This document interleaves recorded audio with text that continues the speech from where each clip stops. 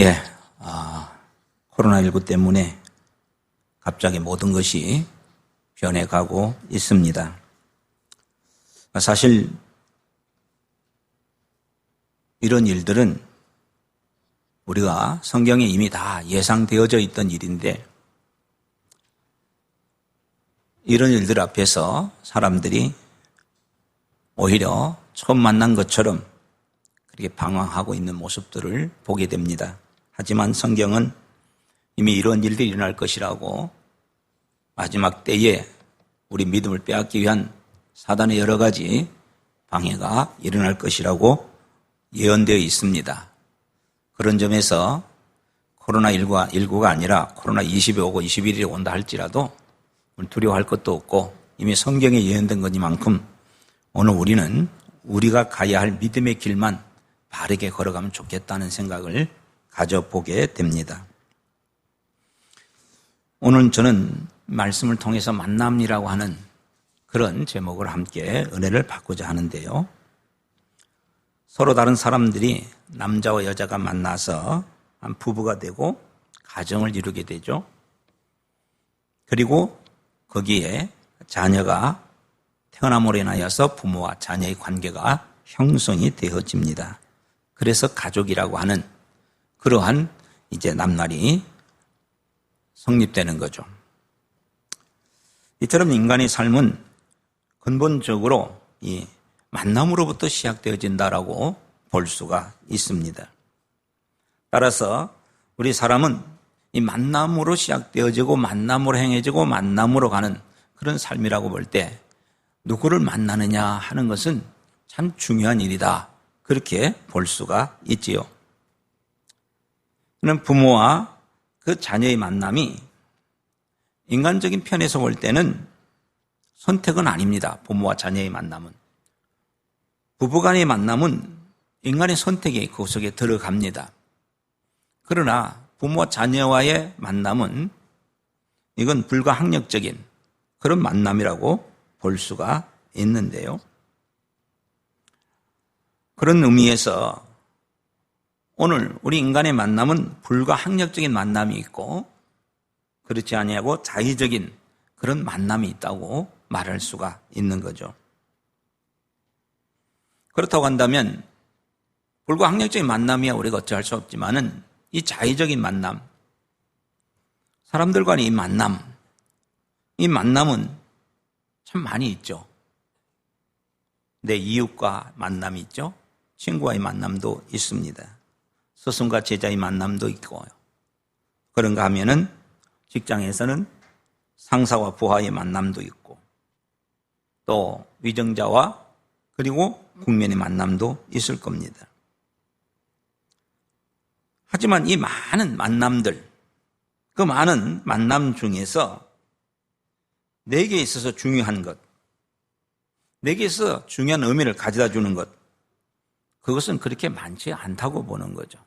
만남은 많이 있지만은 그게 내 삶에 있어서 참 중요한 것이다라고 하는 만남은 많지 않다는 거예요. 우리가 살고 있는 이 진영 땅에 약 6만 명의 사람이 이제 살고 있다고 하는데 사실 이 6만 명이서 서로 지나치면서 만날 때가 많이 있죠. 그런가 하면은 몇 년을 함께 살면서도 만나지 못한 사람도 있음을 보게 되어집니다.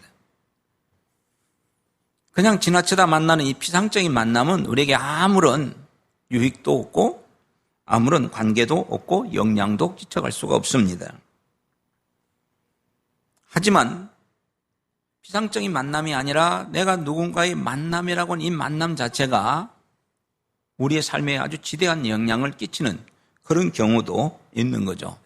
그래서 내가 누구를 만나느냐에 따라서 행복해질 수도 있고 내가 누구를 만나느냐에 따라서 불행해질 수도 있다는 것을 우리는 알게 되는 거죠.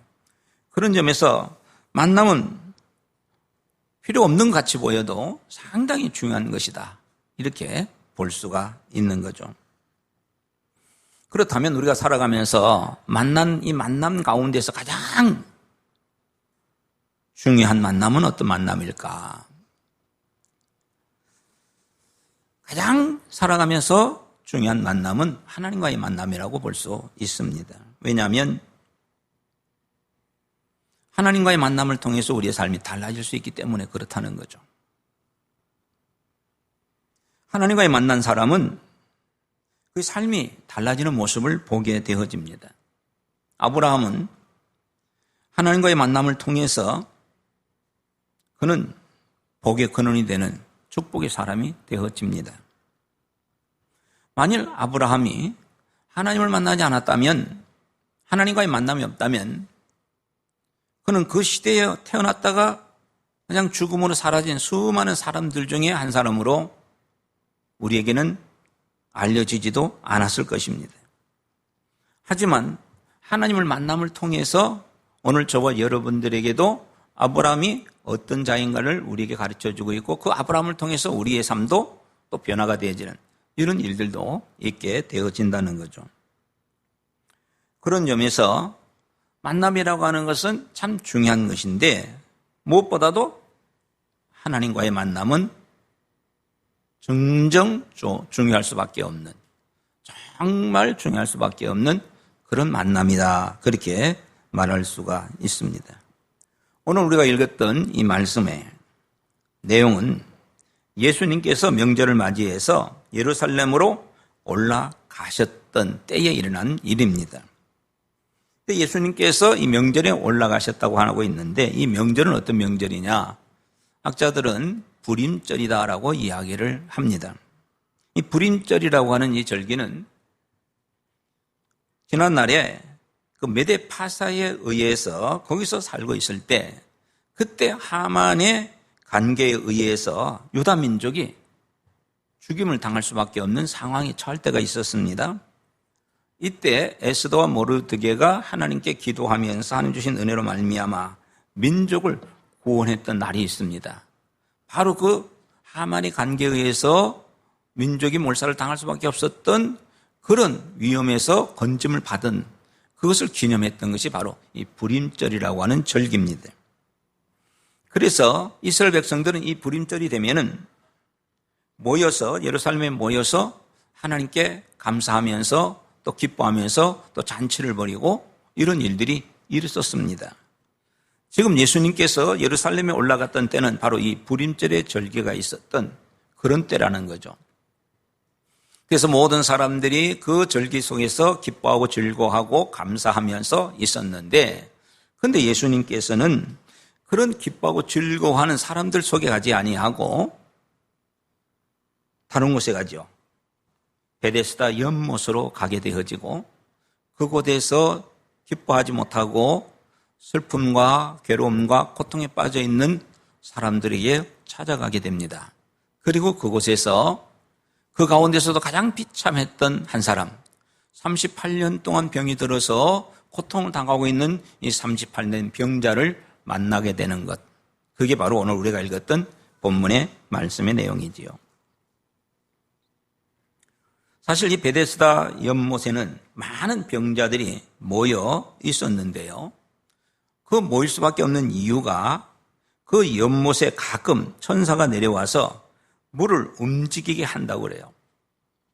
그래서 이 물을 움직일 때에 그때에 가장 먼저 그 못에 들어가게 되어지면 들어가는 사람은 병이 낫는다라고 해서 많은 사람들이 모여서 그 물이 움직이기를 기다리고 있는 그런 상황이라는 거죠. 많은 사람들이 모여있는 그 가운데 이 38년 된 병자, 이름은 모르지만은 이 38년 병자가 거기에 있었다는 겁니다. 그런데 이 38년 된 병자는 그곳에 있었지만은 물속에 들어갈 수가 없었습니다. 왜냐하면 그가 고백한 대로 자기가 들어가기 전에 자기 몸이 불편해서 빨리 들어가지 못하니까 다른 사람이 먼저 가서 들어가 버린다는 겁니다. 바로 이런 상황 속에서 이 38된 병자에게서 우리가 배울 게 뭐냐면 그가 그 38년 동안 그 아픔과 고통 속에 있으면서도 그리고 그가 그렇게 그 나올 수 있는 그 기회를 놓치고 있으면서도 불구하고 절망하지 않고 있다는 겁니다. 낙심하지 않고 있다는 겁니다. 그는 낙심하지 않습니다. 계속해서 기회를 엿보고 낫기를 위해서 노력하고 있는 모습을 보게 되어집니다. 다시 말해서 이 38년 된 병자는 그래도 몸이 아파서 그래서 고통스럽지만은 그래도 낫고자 하는 소망이 그 속에 계속 자리 잡고 있었다는 거예요. 요즘 좀 힘들다는 것 때문에 삶을 포기하는 사람들이 얼마나 많습니까? 조금 힘들다고 해서 원망하고 불평하면서 심지어는 자기 목숨까지도 버리는 그러한 참 약하고 어리석은 자들이 많이 있는데 그런 사람들에 비하면 이 38년 병자는 그래도 참으로 행복한 사람이다라고 볼 수가 있는 거예요. 전도서 3장에 보면 범사에 기한이 있고 천하만사가 다 때가 있다라고 기록하고 있는 모습을 보게 되어집니다. 다시 말해서 이 때가 있다는 이야기는 다른 말로 바꿔 얘기한다면 기회가 있다라고 얘기할 수도 있다는 거죠. 모두에게 기회는 있다는 얘기입니다. 문제는 그 기회가 언제 어떻게 내게 오는지를 잘 알지 못한다는 거죠.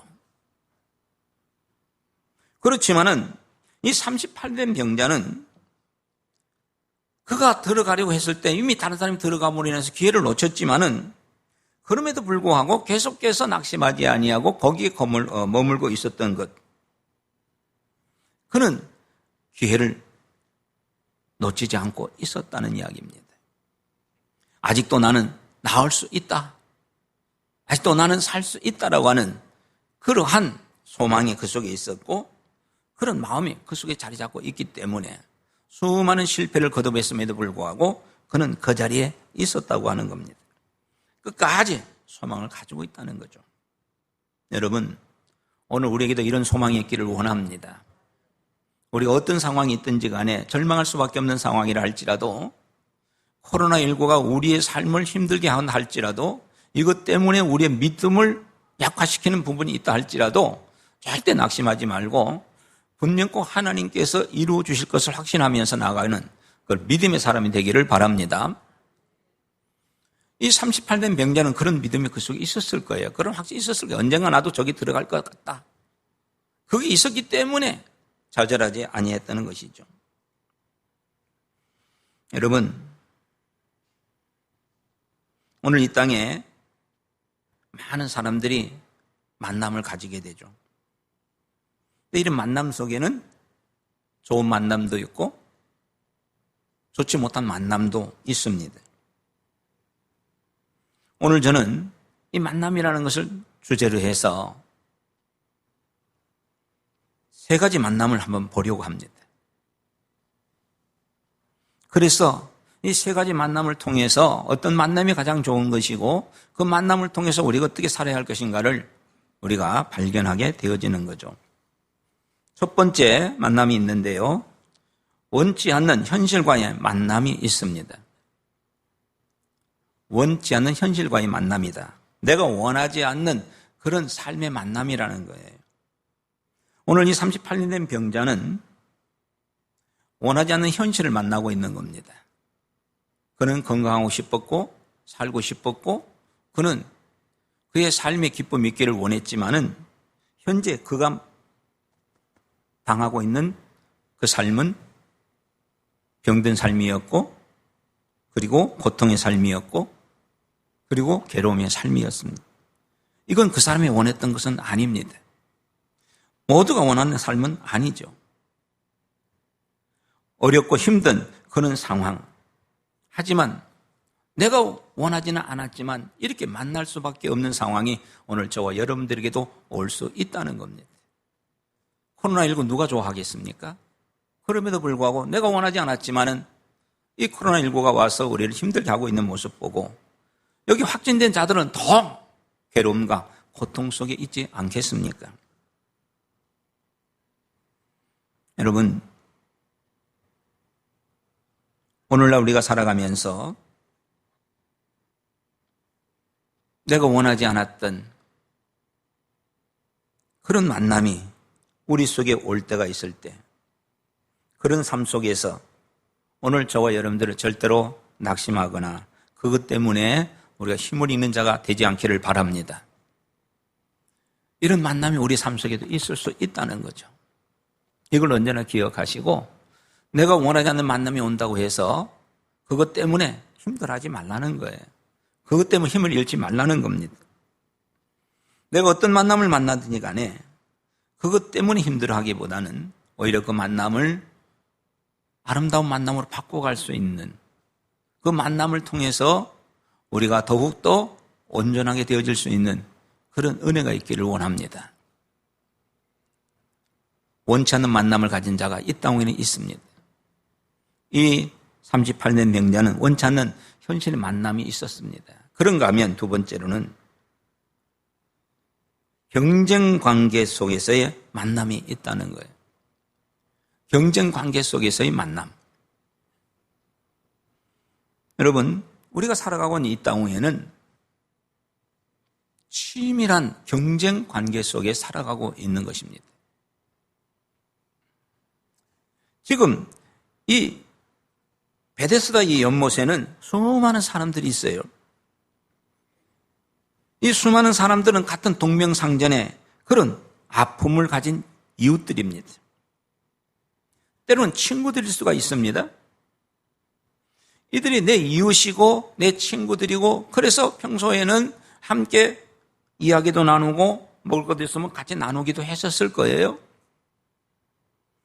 그런데 그렇게 함께 있었던 이들이 물이 한번 움직이기 시작하기만 하면 다 경쟁 상대로 돼버리는 겁니다.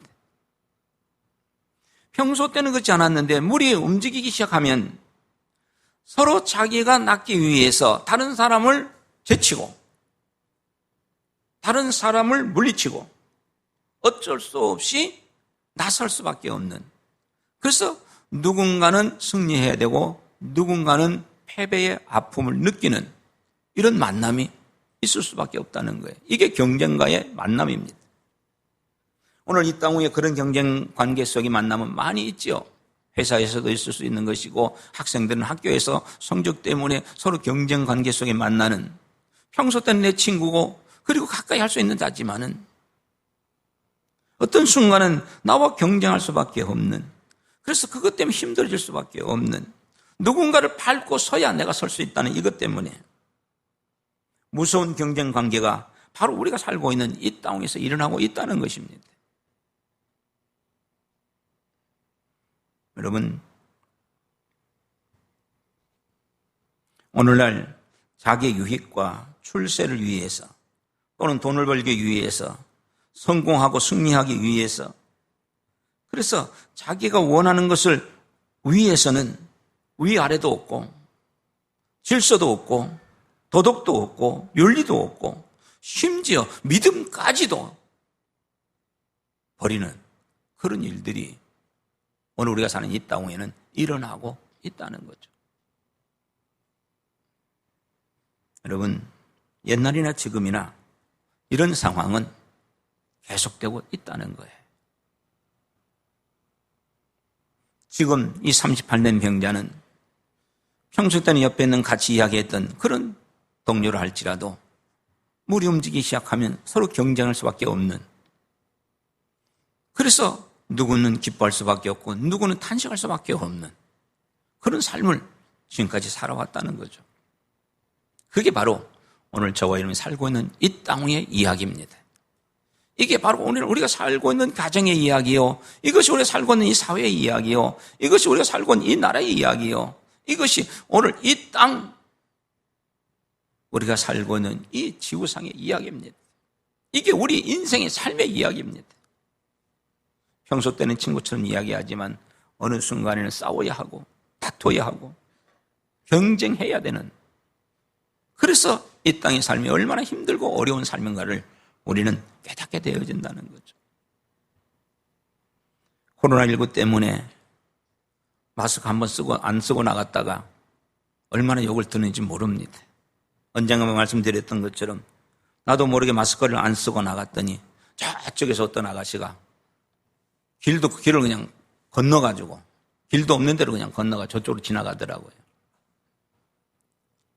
여러분, 그걸 보면서 내 마음속에 내가 참 잘못했구나 이런 생각이 들어야 되는데 그렇다고 그저렇게 길도 없는 데 건너갈 수 있느냐 이런 생각도 들더라고요. 여러분, 우리가 사는 곳이 그런 것 아니겠습니까? 오늘도 예배 드리러 안 나온 사람 보면서 아무리 그래도 그렇지 예배를 안 드릴 수 있느냐 이렇게 얘기가 될 수도 있어요. 그런 마음이 들기 시작하면은 이게 마음이 편해지지 못한 거죠. 여러분, 우리가 어떤 상황이 있든지 우리는 경쟁 상대가 되지 않기를 바랍니다. 서로 사랑하고 위하고 이런 삶이 되어져야 합니다. 오늘 여기 나오는 이 38년 된 병자, 그는요 이제 그런 경쟁과의 삶 속에서 많은 괴로움을 당했던 사람입니다. 그러나 세 번째 우리 만남이 있습니다. 바로 예수님과의 만남이죠. 한번 읽어봅시다. 시작. 예수님과의 만남이 있습니다. 그래. 예수님과의 만남. 이 예수님과의 만남은요, 축복이라는 것을 기억하시기 바랍니다. 예수님과의 만남은 축복이라는 것. 한번 읽어봅시다. 시작. 예수님과의 만남은 축복입니다. 그래요. 38년 된 이 병자는요, 예수님을 만남을 통해서 그의 모든 삶이 바뀌어졌어요. 괴롭고 힘들었던 모든 삶들이 치유되어졌습니다. 이 예수님과의 만남이야말로 이 38년 병자에게 있어서는 축복이었다는 겁니다. 유대인들은요, 불임절이 되면 큰 잔치를 벌이죠. 왜냐하면 그들이 죽을 수밖에 없었던 상황에서 하나님의 은혜로 살아나는 그런 기적을 저들이 체험했으니까요. 그런 하나님의 은혜 앞에 감사할 수밖에 없었던 거죠. 그래서 하나님께 감사하며 예배하고 기뻐하고 즐거워했습니다. 하지만 지금 그런 가운데에서도 우리가 한 가지 깨달아야 할 것은, 놀라운 사실 하나 발견할 수밖에 없는 것은 뭐냐면, 이렇게 모두 기뻐하고 즐거워하는 가운데서도 그런 불임절이라고 하는 그 기쁨의 날이 있었음에도 불구하고 기뻐하지 못하고 있는 자들이 있다는 겁니다. 그 불임절의 그 즐거움을 누리지 못한 자가 있다는 것입니다. 바로 베데스다 연못에 있는 사람들의 모습입니다. 아픔과 고통 속에 신음하고 있는 이 병자들, 소외를 당하고 고통을 당하고 있는 이들은 불임절하고는 상관이 없어요. 예수님은 이 불임절에 기뻐하고 즐거운 그들을 찾아간 것이 아니라 예수님은 소외당하고 괴로움을 당하고 고통당하고 있는 그런 베데스다 연못의 환자들을 찾아가고 있는 모습을 보게 되어집니다. 바로 이분이 우리가 믿는 예수 그리스도이십니다. 예수님은 연약한 자, 가난한 자, 그리고 고아들, 힘이 없는 자들, 이런 자들을 모른 척하지 않는 분이라는 것입니다. 많은 사람들이 기뻐하고 즐거워 있는 곳에 주님이 가지 않습니다. 괴롭고 힘들어하고 고통당하고 있는 곳에 주님은 찾아갑니다. 여러분들이 만약에 결혼식 장치집과 그리고 초상집, 장례식 있는 초상집이 있다면 두 집에 가야 된다면 어느 쪽을 가기를 원하십니까? 두 곳에 같은 시간이 모르는데 한 곳에 가야 된다면 아마 장례식 가기보다는 잔치집을 가는 걸 좋아할 겁니다. 거기 가면 기뻐할 수 있고 즐거워할 수 있고 거기서는 할 수 있습니다. 그러나 장례식에는 그렇지 못하죠. 여러분, 우리 주님은요, 그런 불임절에 즐거운 자리에 가지 아니하고 그 고통 속에 있는 자들을 찾아가셨습니다. 그리고 그 가운데서도 38년 동안 고통 속에 빠져있던 그 사람을 찾아가셨습니다. 그리고 그에게 물으셨죠. 네가 낫고자 하느냐? 여러분, 그렇습니다. 주님은요, 지금도 마음의 고통을 당하고 힘든 일을 당하고 어려운 일을 당하고 이런 자들을 주님은 잊지 않으시고 찾아오셔서 위로해 주시고 기뻐해 주시고 그런 자들에게 소망을 주시고 은혜를 베풀어 주시는 분이라는 사실을 잊지 않기를 바랍니다. 주님은 참 좋으신 분이에요.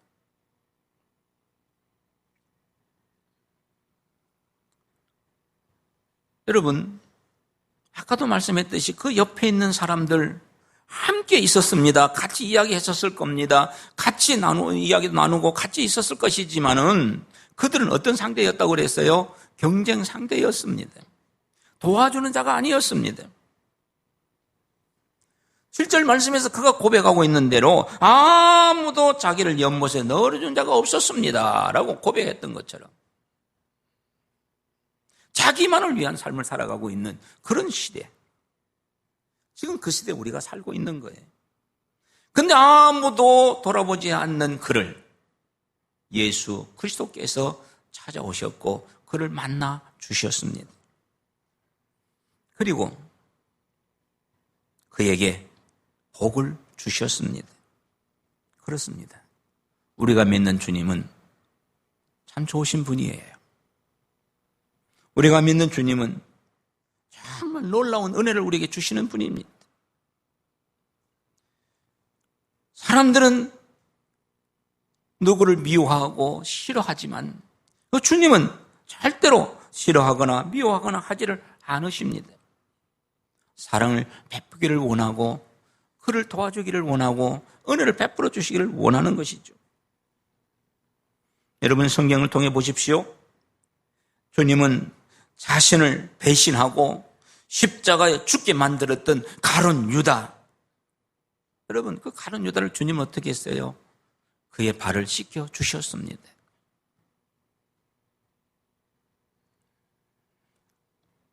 간음하다가 잡혀서 더러운 여인으로 그렇게 사람들에게 지탄이 되어 있던 그 여인을 우리 주님은 불쌍히 여기시고 그를 고쳐주셨습니다.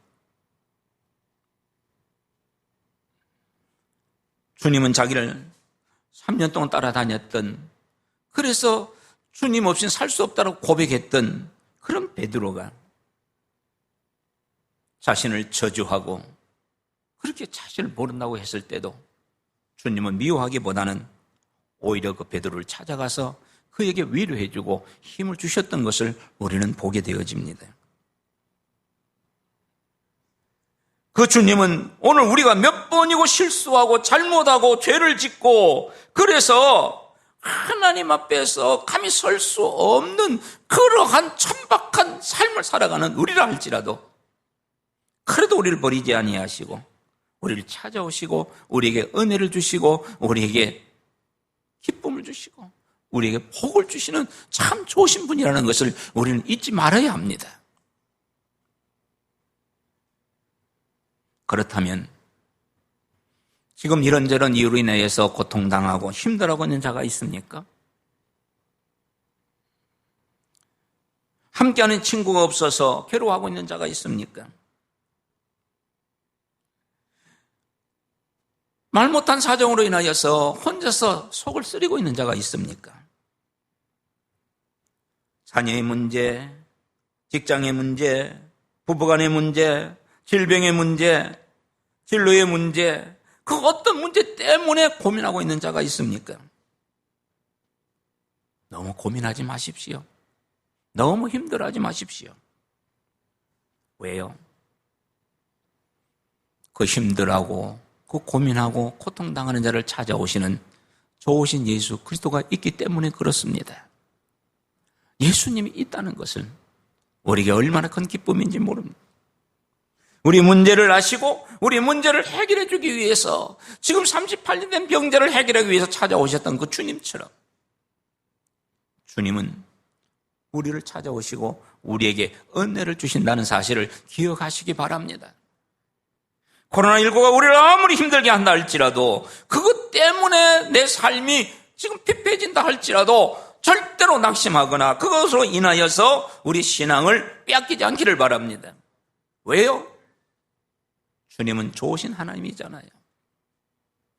우리가 늘 찬양하는 것처럼 좋으신 하나님, 좋으신 하나님, 참 좋으신 나의 하나님. 그래요. 그 하나님은 너희의 하나님이 아니라 바로 나의 하나님, 우리의 하나님이라는 것을 믿으시기 바랍니다. 그래서 우리가 아무리 어렵고 힘들어도 우리는 좌절하거나 낙심할 이유가 없는 겁니다. 그런 점에서 축복을 주시는 그 하나님 앞에 이제는 그 축복을 얻기 위해서 우리는 말씀에 순종하는 자가 되기를 바랍니다. 한번 읽어볼까요? 시작.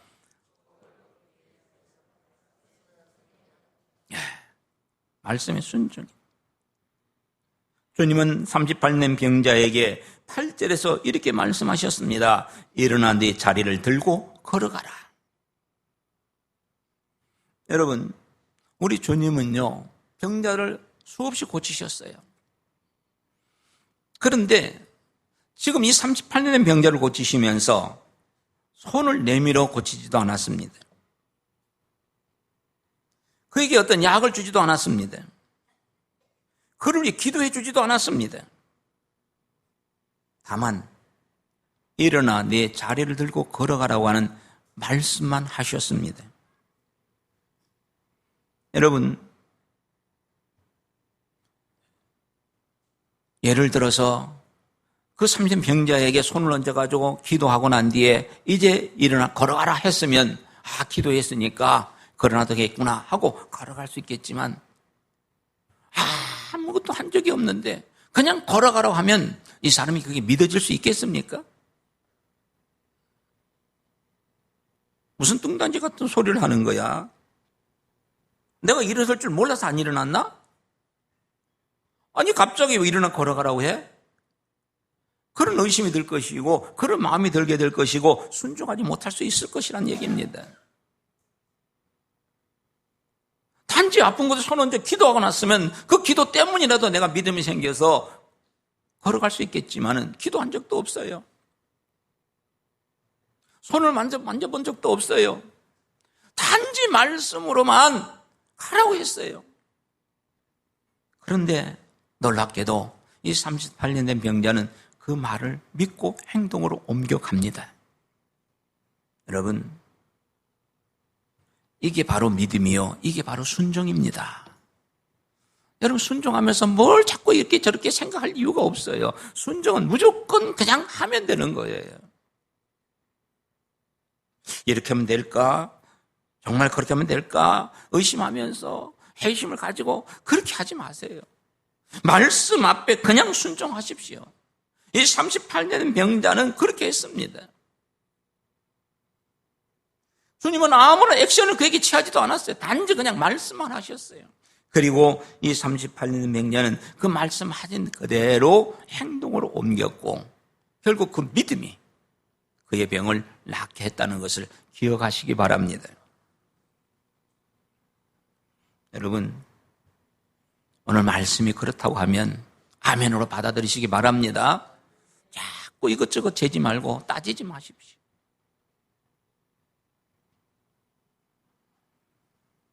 얼마나 많은 사람들이 이것저것 재우면서 신앙생활 하는지 몰라요. 그러다 보니까 하나님 주신 이 믿음의 은혜를 경험하지 못하는 것이 참 많습니다. 지금 여러 가지 문제로 인해 고통당하는 자가 있다면, 이런저런 것들 때문에 마음이 아픈 자가 있다면 다른 거 하지 마십시오.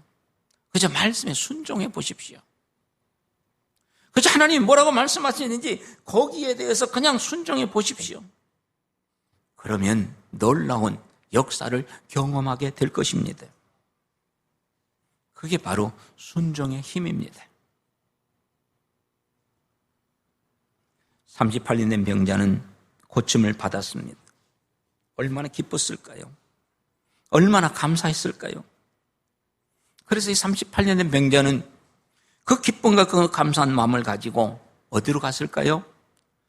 오늘 우리가 읽지는 않았지만 14절에 보면 그런 성전에 가 있는 것을 보게 되어집니다. 이게 은혜 받은 자의 모습이에요. 이게 은혜 받은 자가 해야 할 삶인 것입니다. 왜 성전에 갔겠습니까? 거기서 구걸하기 위해서 갔겠습니까? 아니죠. 하나님께 예배하기 위해서, 그 하나님을 찬양하기 위해서, 거기서 이 38년 된 병자, 고침받은 자는 또다시 거기서 예수님을 만나게 됨으로 인하여서 진정 자기를 고쳐준 자가 누구인가를 깨닫게 되어집니다. 그 전까지는 몰랐어요. 그래서 사람들이 그에게 누가 널 고쳤을 때 자기 모른다고 그랬어요. 그리고 난 이후에 어떻게 합니까? 이 예수가 나를 고쳐주었다라고 사람들에게 알리기 시작합니다. 전도한 거죠.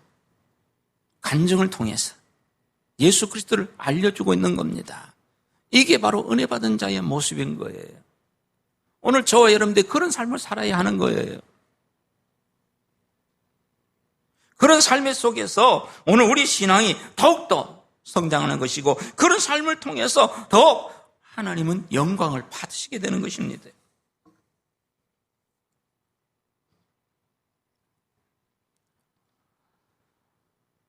여러분, 주님을 만난 것이 얼마나 큰 축복인 것을 기억하시기 바랍니다. 이 주님 만났다는 사실이 얼마나 즐거운 것인지 기억하시기 바랍니다. 그리고 이제 우리의 삶은 늘 기뻐하는 삶이 되기를 바랍니다. 즐거워하기를 바랍니다. 원망 짜증하지 말고요. 그리고 그 주님을 다른 자들에게 알리는, 그 주님 받은 은혜를 간증하면서 다른 사람들에도 예수 그리스도를 가르쳐 줄 수 있는 그런 삶이 되기를 바랍니다. 이제 우리가 찬송 부르는 것처럼 주 없이 살 수 없네 죄인의 구주여, 주 없이 살 수 없음을 고백하면서 오늘도 내일도 주 앞에 선 그날까지 주님 주신 은혜에 감사하면서 그분을 증거하면서 우리 남은 생에 살아가기를 주님의 이름으로 축복합니다. 기도하겠습니다. 참 좋으신 아버지 하나님, 감사합니다. 하나님께서 오늘 우리에게 은혜를 허락해 주셔서 오늘도 우리 아버지 하나님 말씀을 통하여서 하나님 주신 은혜를 기억하게 하시고 은혜 받은 자의 삶을 살아가도록, 예수 그리스도를 증거하는 삶을 살아가고 감사하는 삶을 살아가도록 인도해 주시니 참 감사합니다. 코로나19로 인하여서 삶이 힘들어지고 우리의 삶의 신앙을 지켜가기가 힘들어지는 이런 상황 속에서도 우리 하나님을 기억하게 하시고 말씀을 통해서 우리에게 은혜를 베풀어 주셔서 그 하나님을 섬길 수 있게 해주신 거 감사를 드립니다. 경쟁상 이 사회 속에서 이제 우리는 사람과의 경쟁이 아니라 하나님을 만남을 가지고 기뻐하면서 즐거워하면서 이제는 그들에게 예수 그리스도를 증거하면서 살아가는 복된 삶 되게 하여 주시옵소서. 예수님의 이름으로 기도하옵나이다. 아멘.